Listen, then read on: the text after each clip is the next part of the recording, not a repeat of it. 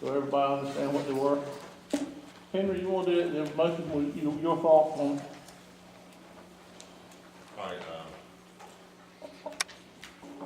as I voiced in the meeting when we approved the contract, I had concerns with some of the things that was omitted in the contract. And I'm not going to read every item that I wrote up,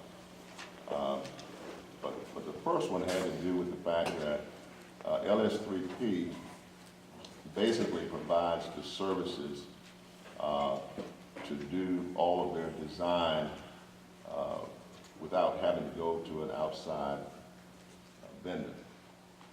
And one of the services that was left out was civil engineering.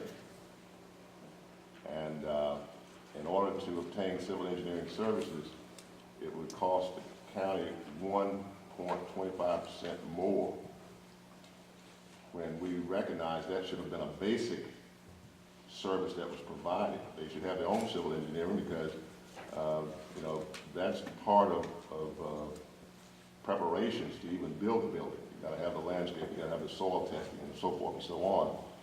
And so that was a concern that they corrected. And we also modified the contract to say, to put it in there, civil engineering as a basic service. Number two, I felt it was contradictory because LS3P had a disclaimer statement stating that any failure on the part of the contractor to perform work in accordance with the contract document, that they were not responsible.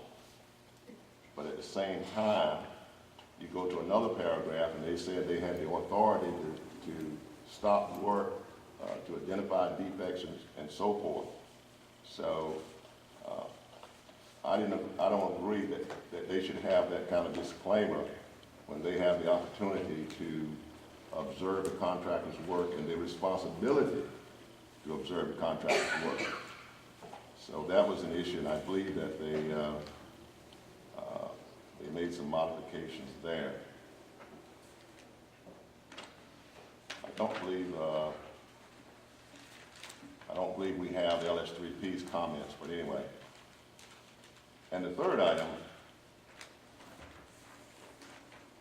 was basically a general list of contradictory items or items that were not sufficient for us to enter a contract, and one being that LS3P continually wanted to say that they will issue a certificate of payment once a phase of work is complete.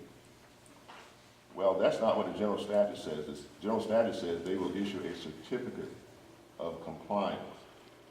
And throughout the contract, that was an issue.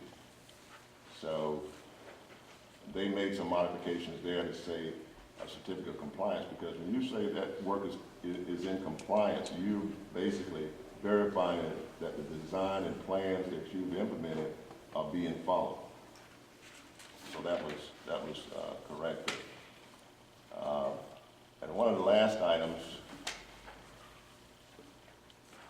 was, like I said, there was about 8 or 9 items that I referenced, and I'm not going to go through all of them right now.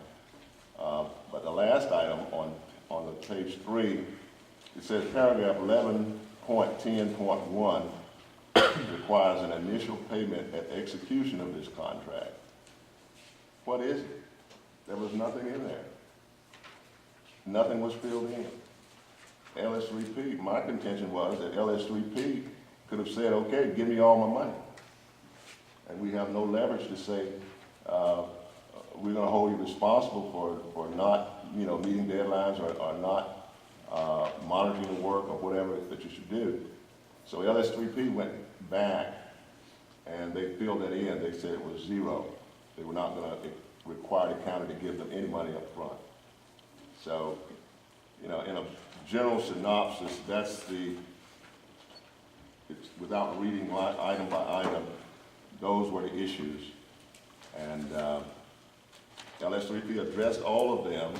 A couple of them, wasn't too happy with, but, you know, I guess it's about as good as we're gonna get. And, so I didn't feel like I was gonna challenge any further, the items that they did not respond to. Matter of fact, I don't have that, the ones that they did not. But that's basically what it is, and I think that, the board wanted to move forward on it. They have been corrected.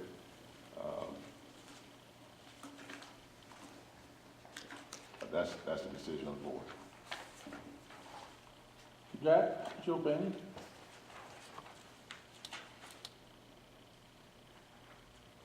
Since they've been corrected, was Pitt involved with the corrections? Toby and I had a conference.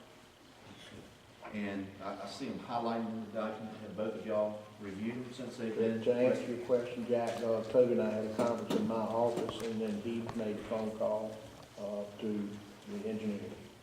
Okay. And Toby, when the contract was revised, you looked it over? Yes.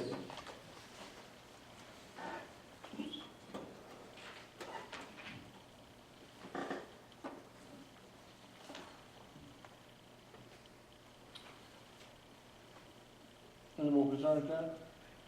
Not at this time. All right, well, Johnny? Pitt, did you review that contract after it was modified?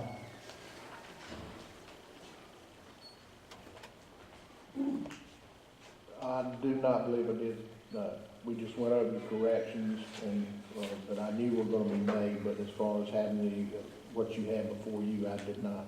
Did not review? I did not. Thank you, Pitt.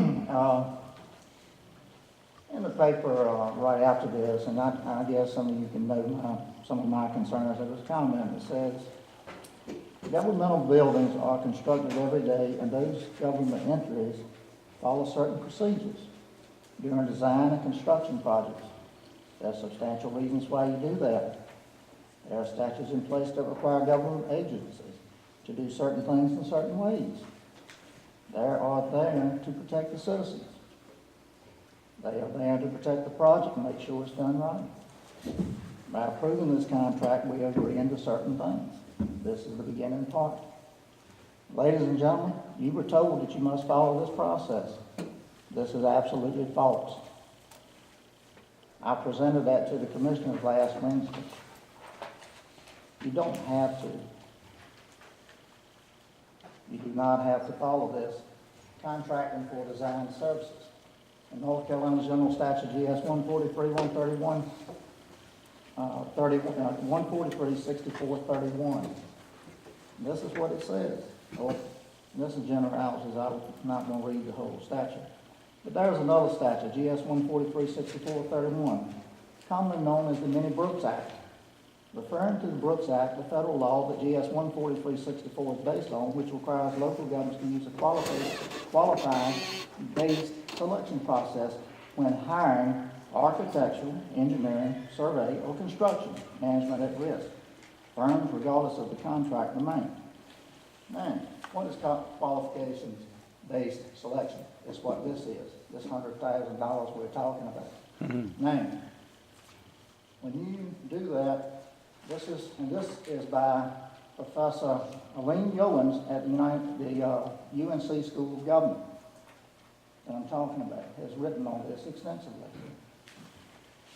What if we are concerned about cost? Or what if we don't want to use the QBS process? GS 143, 64, 32 allows local governments to exempt themselves from the qualified based selection process in GS 143, 64, 31 for particular projects. This statute requires a local government to exempt itself in writing, but doesn't explain what type of writing is sufficient. Many local governments do this in a resolution. You may find a sample here, to show you how to do this. Others do it by letter to the firms or firms they are considering and keep a copy for the records and their auditors. If the estimated fee for the service, not the entire project, just the service, is less than $30,000, you don't have to give an explanation. So if it's less than $30,000, you don't have